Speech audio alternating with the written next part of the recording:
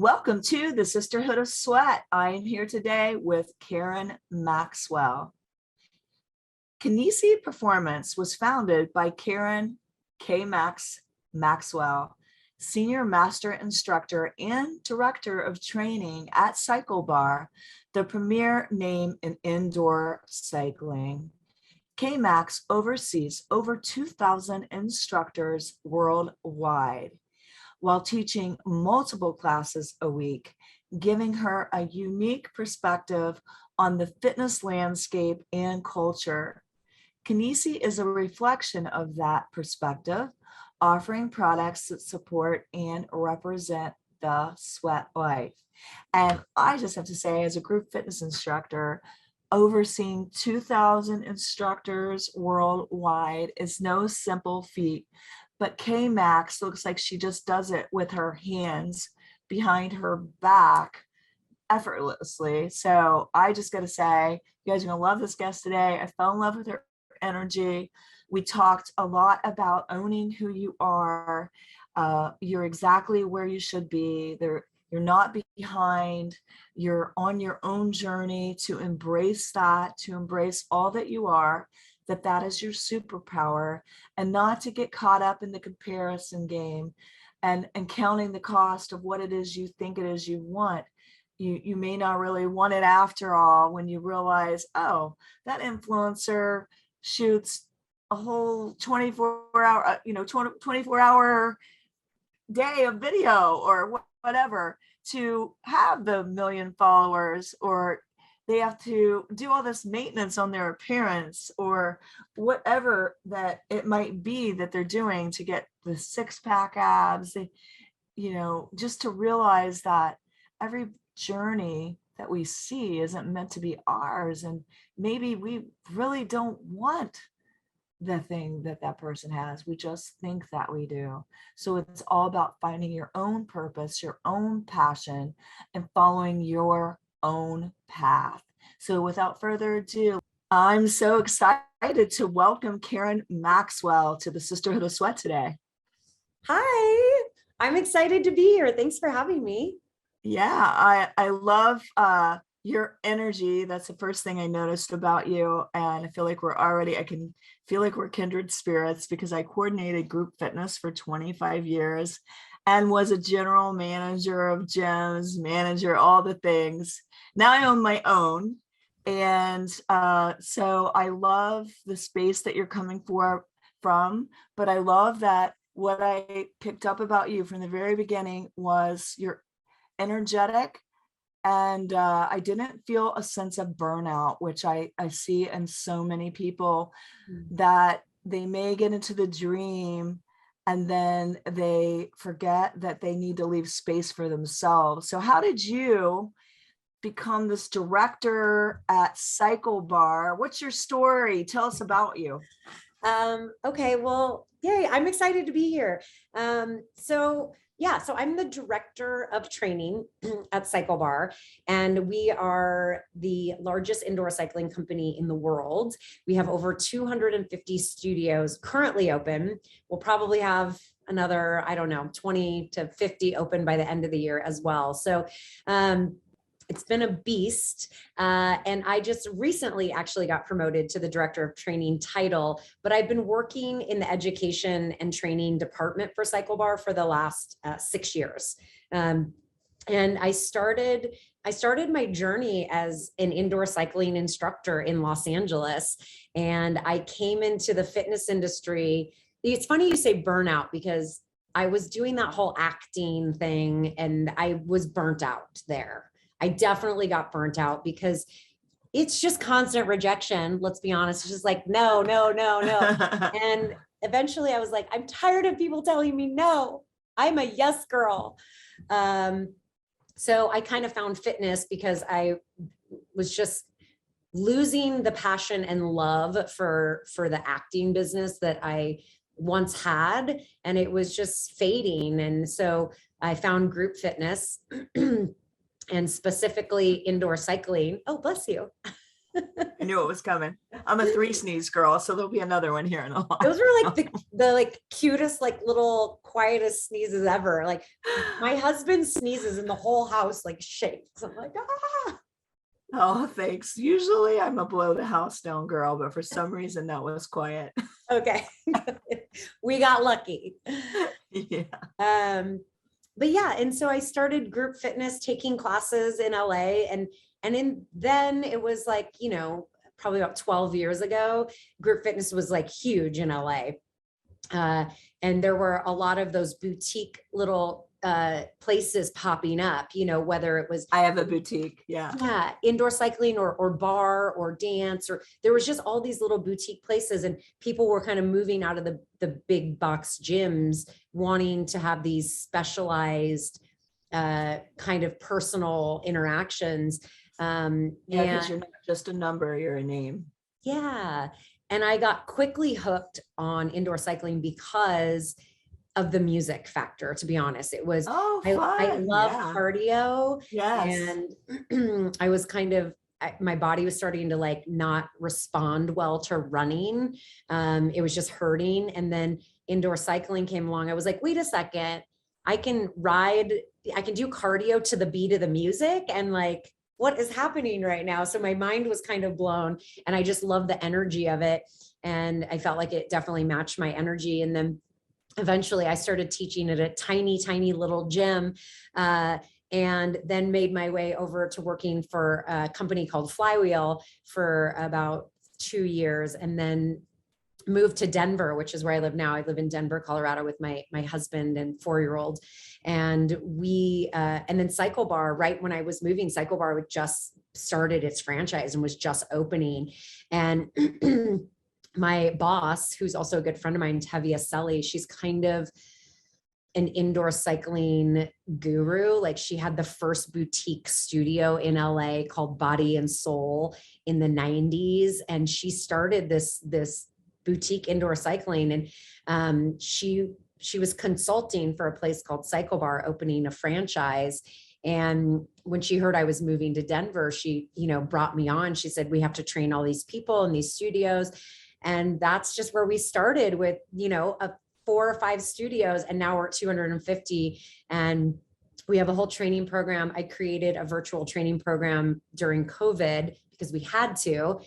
Pre-COVID, we used to go out and do all of our trainings in person for all the studios, but so we pivoted to a virtual platform, and I was able to create a virtual training program that we will just keep now. That we will do all of our training virtually, which just makes so much sense. Yeah, I had an ear doctor appointment online and got hearing aids. Like, I literally did the test, the hearing test, the appointment, the everything online. So the virtual, a lot of times, I mean, that is like, the beauty is in being able to just do it right here, right? It's so funny that you say that. My friend was telling me she's struggling with this like custody battle thing. And she said, I have a court date. And I'm like, oh, I'm so sorry. Like, what can I do to help? She's like, oh no, it's easy. We do it online. We do it virtually, our court date. I'm like, what? Yeah. You're doing a court date virtually? This is amazing. Like, you could do anything. It's totally amazing. Oh my gosh. Cause I am so busy. I hate having appointment after appointment after, running here, running there. And I'm like, oh my gosh, this is great. I can do all this right here. And I got my hearing aids the very next day, and then they just reset them. And I was like, this is magic. I love it. So tell me, so how did you pivot? So you did this virtual course. I did the same with my gym, which saved it. So what do you think made the difference between your gym and other gyms that we see closing by the droves? Well, that's such a good question. I think it was the support of our corporate team, because we're a brick and mortar. Like, our business model is to be in-person studio, deliver an in-person experience. And we knew when you have 250 studios and you have all these franchise owners, but not only us, we're owned by a company called Exponential Fitness, and Exponential Fitness owns not only Cycle Bar, but it also owns Pure Bar, Club Pilates, Stretch Lab, AKT, Rumble. Like, we have 10 different boutique fitness brands under us. We're $1 billion company, and we can't tell all of our owners that we have to close our doors. So every person in each department, we just had to hit the ground running and just, it was like triage. It's like, stop the bleeding. And what are we going to do? Because we can't let our doors close, because we have all these franchise owners who have, some people have a second mortgage on their home to have their studio. And so we really just thought about our clients as the franchise owners. And we said, we will do whatever it takes to make sure that you don't have to close down your studio. So it was designing online platform. It was creating smaller classes. Like, we changed our model. It was like, okay, you can't have 50 people in a room. Right. But you can have 10 people. Okay, let's take our 45-minute classes. We're going to do 30-minute classes, and we're going to go back to back to back to back, 30 minutes, 10 people at a time. And let's just get as many people in the door as we can. I mean, anything that we could think of to keep our riders happy. Some of our studio owners rented out the bikes that they weren't using. They said, we'll rent out our bikes to you. So maybe they didn't want to commit to like a Peloton, and they could just do like a monthly rate, knowing that they could give the bike back when they were done. So we would rent out the bikes, and we created, our instructors would film classes in the studio, send them out. And so the riders could ride at home.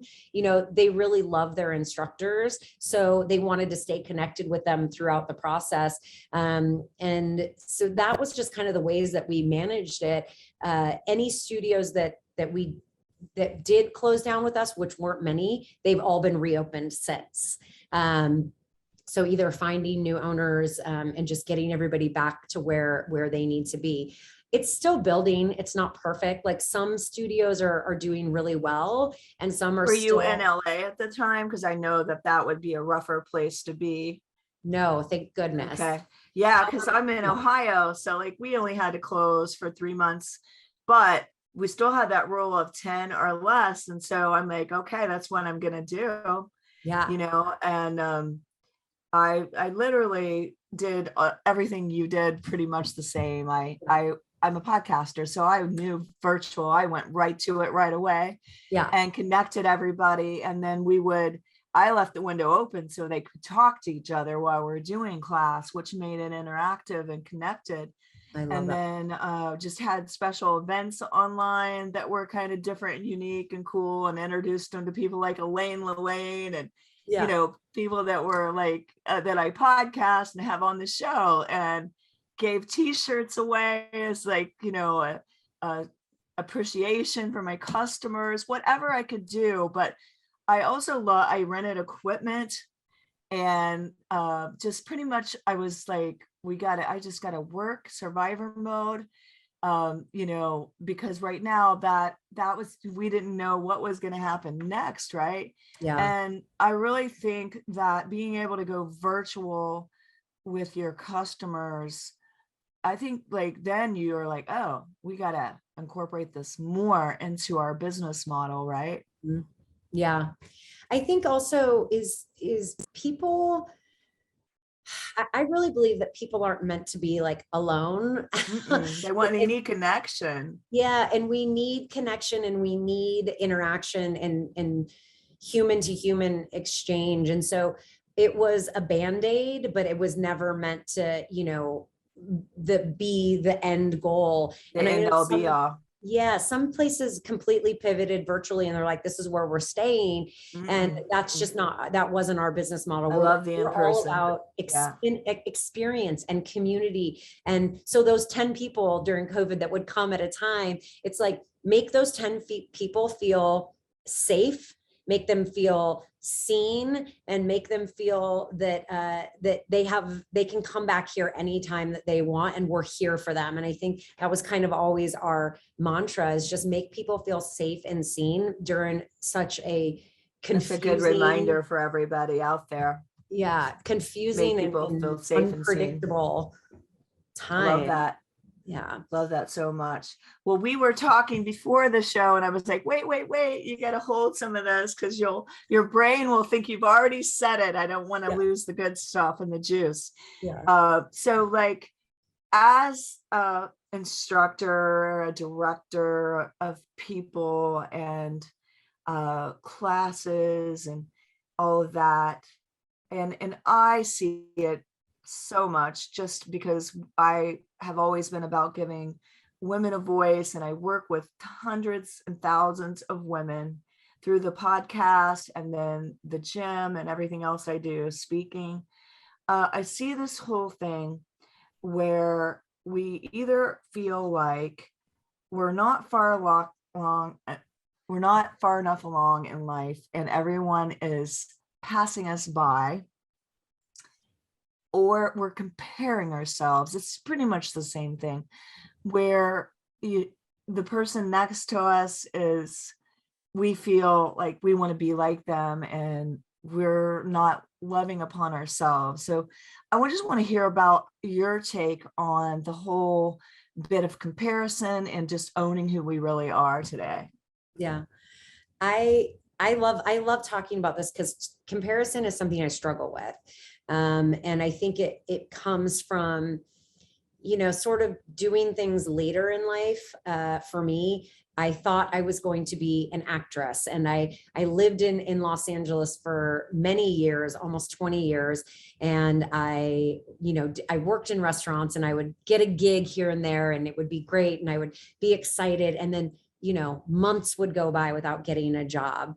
And then all of a sudden years have gone by in my life. And then I'm in my 30s and I'm, not really in a serious relationship. And then I'm like, where am I going? Like, what am I doing? Sort of situation. And so for me, it was just like constant comparison, because a lot of the people I grew up with weren't in Los Angeles doing what I was doing, and they already had families and they had careers established. And I'm like, I'm waiting tables and like at a Hollywood Hills party right now, and it was like, before you know it, you just start to feel like time is passing you by, and you just want to do something different. So I think comparison is something that I struggle with, just because I didn't figure out what I was going to be doing or what my passion or career path was going to be until later in life, until my mid 30s. And I didn't get married until I was 35, and I didn't have a kid until I was 38, so it was, these were all things I was seeing people doing in their like late 20s or early 30s. And I was like, well, I'm like, I don't know if I'm going to be able to make rent this month, so I can't think about those kinds of things. But the comparison can be a really dark trap that you get stuck in. And I think what happens is that, especially with social media and it just being in our face all the time, we're seeing all these images and pictures of things that look beautiful and shiny. And we're like, I want that. I want to be like that. I want to look like that. I want to go on that trip. And we just have to remember that, like, not every adventure is meant for us. Like, not everything we see is meant to be ours. And I think that was something I let go of in my 40s, was I was not ever meant to be like a famous actress. Like, as much as I thought in my, teens and 20s, like, I'm going to LA, I'm going to be a star. Like, I was too busy like messing around. I wasn't focused. I didn't have clarity. I was, substitute teacher and a school teacher doing all these things. I was meant to be a teacher. And I sort of knew that, but I didn't want to, I didn't want to go down that. Yeah. I didn't want to go down that path. And I didn't know, seem more glamorous, probably. Yeah. I didn't know that it would lead me to teaching fitness. which is ultimately where it did. But I think that the comparison trap can just be like a slippery slope, and a reminder to like really ground ourselves. I know it sounds like cheesy, but for me, what's really helped is movement, exercise, and meditation to make sure that I stayed grounded when I'm, you know, scrolling through Instagram and I see like, I don't know, a friend of mine that like booked a series regular on a show that her and I used to audition together. And I have to just be like, that's her adventure. That's her path. It is not mine. And I'm going to be happy for her. Man, it takes work. Like it really takes work to be able to, if comparison is something that you struggle with, I find that I have to do the work to be able to not let it affect me. I love that. And I love the being happy for someone else's adventure, because with every adventure, you have to count the cost of that adventure, Yeah. because some adventures or visions or dreams require a lot of work. Are you sure you want to do it? Yeah. Like, Exactly. like you're like doing it and you're like, oh, okay, maybe not. It has to be something that you want fully, and Yeah. that it's fully for you. And not every, like you said, not every adventure, not every dream, not everything you see on Instagram is for you. Yeah. And, just like look at these people that have millions of followers. They don't just show up randomly on Instagram. No. They have a method, a strategy. It's planned out. It's work. They have a day of filming, production. I mean, a lot of these people do. Yeah. And so that's why comparing yourself is futile, because you might not realize all that. And you could be like, just completely like, oh, she has so many followers. Why can't I have followers like that? And not realize, oh, she worked her ass off for that. It Yeah. wasn't just like post randomly here and there. Yeah. I think, it's so true. And like seeing what, the life of these, I don't know, influencers or whatever, I'm interested in them. I'm curious in them, but also we have to realize that they do work really hard to look a certain way, to, it's a constant everyday thing. And I know for Yeah, me, for like sure. some days I'm like, wait, did I brush my hair today? Like I'm so busy, you know, what's going on, but that's their job. And Right. so a lot of us people who are just working, like we're just working people, we do what we like, we have a job we go to, we get paid. We don't necessarily have time to spend all day getting a facial so that our skin looks perfect, even though sometimes they're using filters. I was at my friend's getting a laser treatment, and because I have these like sunspots on my chest, right? Like when we get older, we get these like sunspots on our chest. And I was telling her, and she's like, I can laser those for you. So she takes a laser and she's like lasering them. And I was, love that. Well, I'm yeah, gonna go get a laser treatment go now. get a laser. So now my spots are gone. So this summer I'm going to look amazing, but I have to wear a ton of sunscreen. You guys don't forget your sunscreen.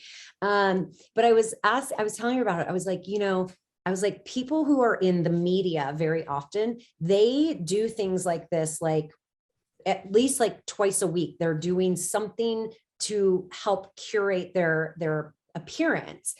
And I'm lucky. I mean, if I do, if I get a pedicure once a month, just because I don't have enough time for it, or I don't make enough time for it. But I think people don't realize is that people spend a lot of effort, like you said, to their passion. And if their passion is looking a certain way, imagine how much they're doing for that. If somebody It's says, a lot of maintenance. It's a lot of yeah, self-care. yeah, It does not just like happen, yeah, the way that you think, like they just showed up like that. And if yeah, they say, oh, I'm a size 0 and I have pizza and cupcakes, and it's probably on the rare. yeah, You got to really exactly. look at there's another story there.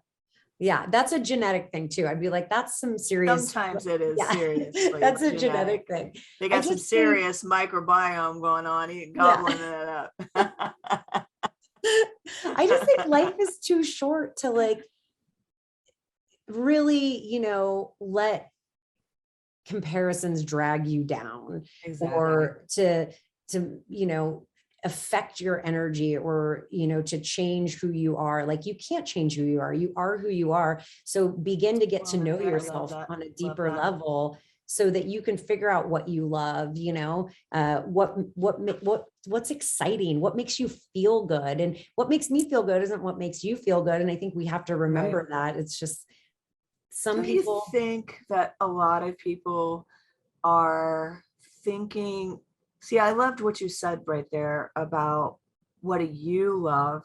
Mhm, Because I think many of the time people are thinking about what others love or will like about them, mhm. and they're trying to be this fictitious person that isn't even them, but it's this vision of what they think other people want.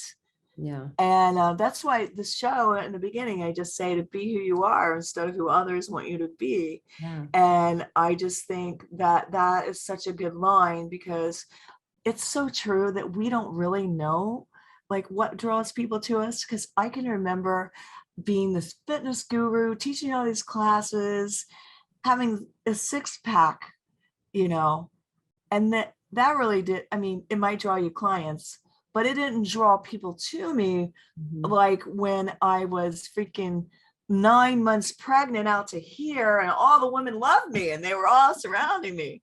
And so like it isn't what you think Yeah. many of the time, like that you have to be this perfect version of yourself Mhm. that's going to draw people to you. In fact, I had a client go into this place the other day where she was having stress with her teen and she was just like, oh, just set it vulnerable out there. And then everybody was talking about their stuff. And then it just became the funnest evening Mhm. rather than this thing where we're all pretending to be this person we think you want us to Yeah. be.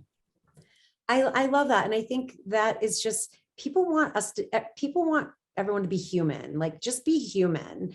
And if you can share a little bit of vulnerability with yourself, it goes a long way. And I think that, it's vulnerability is a superpower. And I don't know if you love Brene Brown as much as I do, but I do, totally.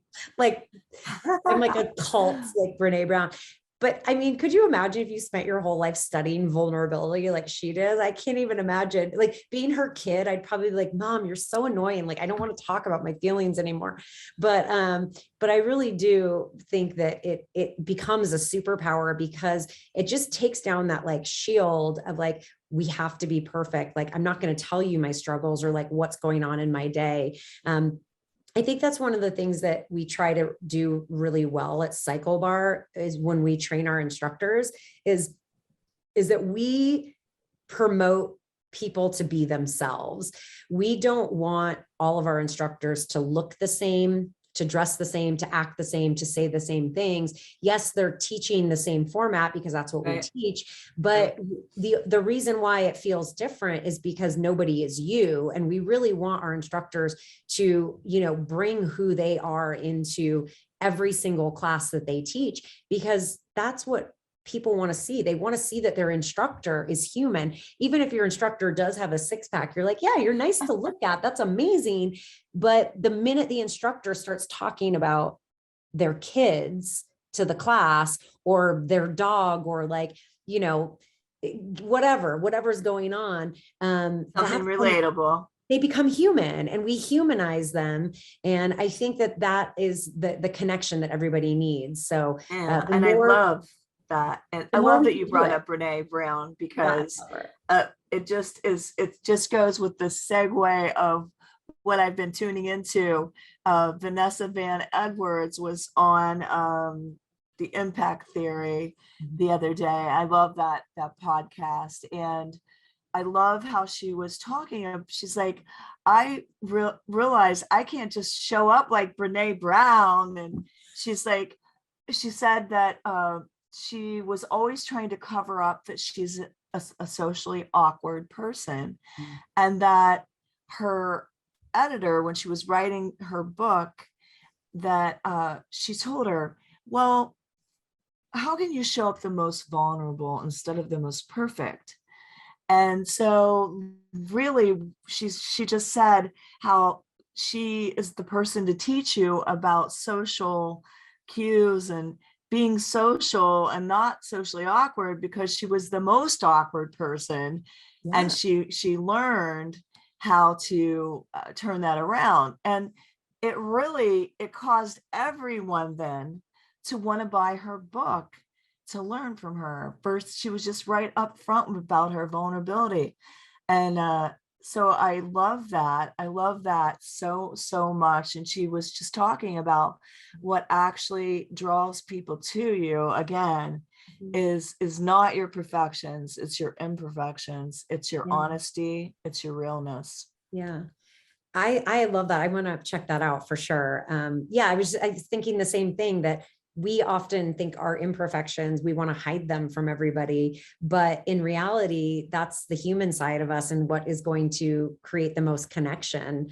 The power of storytelling, if she hadn't shared her story, with her editor or whoever, then they wouldn't have pushed her in this direction. It's like the power of us, just letting our guard down and telling a little bit about ourselves is, I think, really important. I always talk about, like, how later in life you can still do things. Like there's no timeline. And I talk about this a lot because it happened to me personally. Like I was one of those people, things didn't happen until later. Not that I'm old, but I'm, 43, but a lot of people at my age have been, they established their career early on in life. They have like 2 kids in high school at this point. And I'm like, I'm just got started in my career, in the last like 6 years, 8 years, and I have a 4-year-old. I was like, It's there's no okay to be a late bloomer.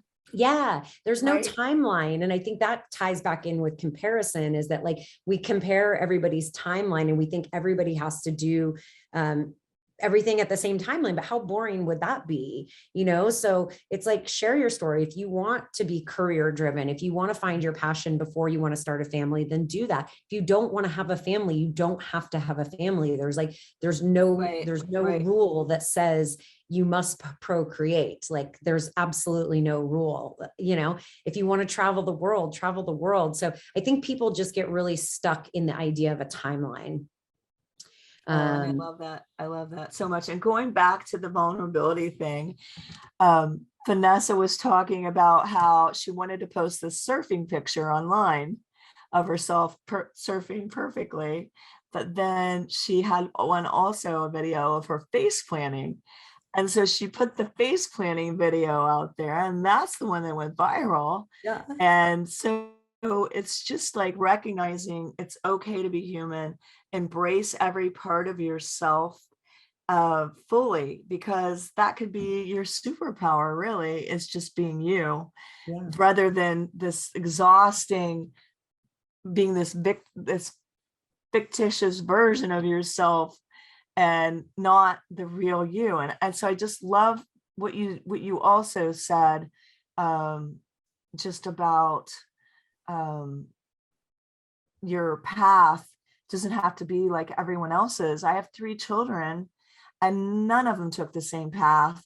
And some of them took a little longer to get to the path that they're on now, but they all had their own journey, and so do you. Yeah. And that's fun, like raising, I mean, I'm one and done, so just one, but like also making sure that like we don't put our agenda like on our children, so that they are free to, like, obviously we guide them, we parent them, but they're free to, choose that path. And I can imagine how, if you have 3, it must be so fun to watch them all, pick their own path and know that they will, never be the same. And there's no expectation for them to, Right. They're all fit 3 into very a different. mold. How Very fun. creative, but very different. Yeah. And you have to allow each child to have their room to make mistakes and grow. Because like if you are always controlling everything, let's say while they're at home for 18 years or however long, they didn't get the opportunity to become their own person and make choices and mistakes. So they're going to have to do it sometime. It's better when they have a safety net Yeah. than when they're out there. Like, so I would just say it's hard because you want to, you know, Yeah. You want to control. but it's better if you don't. Yeah. I'm a newer parent. So 4-year-old, I very much, she owns me, and she like, I'm she thinks she is the boss of me, hands down. And so we're in a constant battle of power, the two of us. Okay. Yes, I got you. I love it. I love it. But it's so fun to just watch her little personality like come out, and and allow her to be her. And she's been wearing these Spider-Man pajamas for days now, and I can't stand them. I'm like, I need these off of you, but I have to be careful to not. Yes, when they get to a point where they need to be washed, they need to be washed. But I want to be careful to be like, if that's how she wants to express herself, and that's what she truly loves, is wearing these Spider-Man pajamas every day. Then don't, yeah, just let her love it. Just let her love it, even though we're going to a family function, and I would rather she wore this really cute outfit I picked out. Maybe she's going to have a role and be Spider-Man's love interest. Who knows? But I mean, I mean, there's all kinds of funny things that we see early on in kids that you see them as adults and you realize, oh, okay, that's who they're supposed to be. That is why they're drawn to this or that. And even if it's different than what you're drawn to, it doesn't make it wrong. You never want to make your child feel wrong for being who they are. Yeah. And you want to boost and nourish that, because they're really just ours for a time.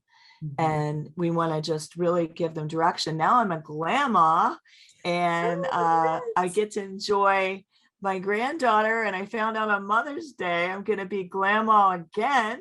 Oh my gosh, congrats. Thanks. So I kind of look at it, I'm like, I see myself at some point just enjoying and building sandcastles on the beach. And just that will be a different journey for me. Yeah.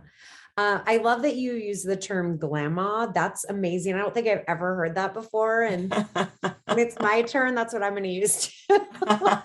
Glams for short. Glams. I love it. Yeah. So I had to show up for my reputation and sparkles. Oh, I love it. Because my daughter is like, Mom, Parker has sparkles on her. I said, oh, where do you think she my eyeshadow has little sparkles. And grandma got some of her sparkles on Parker. And so we kind of laugh about it, but like I'm like, my jacket has sparkles in it. So I thought it was appropriate. Yes, it is appropriate, and it's so fitting and just full of character, which is, they remember that. They remember all the little things about their grandma or their grandma, or and it's so fun. So I love the owning every part of who you are. And I do think being fit and strong and healthy inside and out empowers you to be able to do that. Yeah, I agree 100%. And, it doesn't matter if you have a 6-pack, if you feel good and you work out. I mean, all of our bodies are different. We're not made to look the same. That would be very boring. But if you are actively moving your body in some sort of way, and you feel good mentally, you're going to be okay, you know? Well, yeah. And, like Mel Robbins said, she realized how much work it took to get a six pack. Yeah. And she's the top motivational speaker in the world for women. So just in case you guys wondered who Mel Robbins is, but she said she was kind of like, yeah, maybe I'm all right with a flat pack. Yeah. Or a 2-pack or a 4-pack. So it's really about what makes you feel good and not about what others think you should be. Yeah, exactly. And we don't all have the hours in the day to say have a six pack. I mean, it takes planning, it takes absolute control of what you put in your body, what you do with your body, like how much water you drink. And while we should all be mindful of those things, the meticulous nature of having a goal like that, I think people need to realize how challenging that is. Mm-hmm. I used to do a lot of nutrition coaching and counseling. Yeah. And a lot of my clients would say, well, I love to drink a glass of wine at night. And I'm like, okay, well, so let's talk. Like, what is your goal, physically? What is your goal emotionally? What is your goal mentally through changing your diet? And if they say something like, I want to be like ripped, or I want a six pack, I'll be like, then you don't get your wine at night. Like, so, but if you enjoy your wine at night and you're okay with not having a six pack, let's modify our diet so you can have your glass of wine and enjoy it. Because like, if you enjoy something, like, why would you give it up? And so it was a constant battle of like people saying that, like, I want to look this way, but I don't want to give these things up. And I'm like, I don't want to do the work. Yeah, we're never going to get there. I mean, that's a reality, and we all can do that. So much. Mm-hmm. But I remember being at one show where one girl turned to the other and said, I had only 2 sips of water since yesterday. And she said, I've only had 1. And I knew that would never be me. Yeah. I was like, I am never only going to just drink 1 sip of water or 2 sips. And I don't want to. Like, I don't want to. And so like, it's just knowing what is the work required for mm-hmm. what I want. Do I want it that bad? Am I willing to do it? Right? Yeah. Am I willing to do it? Or am I happy with being fit and healthy version of myself and having my wine every night if I want it? Yeah. And I think that's so important. You just said that it's the best version of yourself. It's like, that's exactly it. It's the best version of you, not the best version of you comparing yourself to somebody, or not the best version of what you think people want of you. It's truly like just being the best version of yourself. And if you feel good about yourself and you feel good about the choices that you're making, and you're moving your body, then like you are showing up as the best version of yourself. It's something that I struggle with, is the idea that like, I can always do better. I can always do more, and I can always do better. And I think, somebody says, what's that saying? Oh, well, Beyonce has the same amount of hours in the day as we do. I'm like, it's not there. Like, you can't compare your life to somebody who has the lifestyle of someone like Beyonce. And you just have to like feel good about yourself and show up as the best version of yourself. It's really tough to do in our society. And it's almost like put blinders on, or just, seek therapy or do meditation and movement, like whatever you can do to really make sure that you just keep yourself focused on, the things that matter.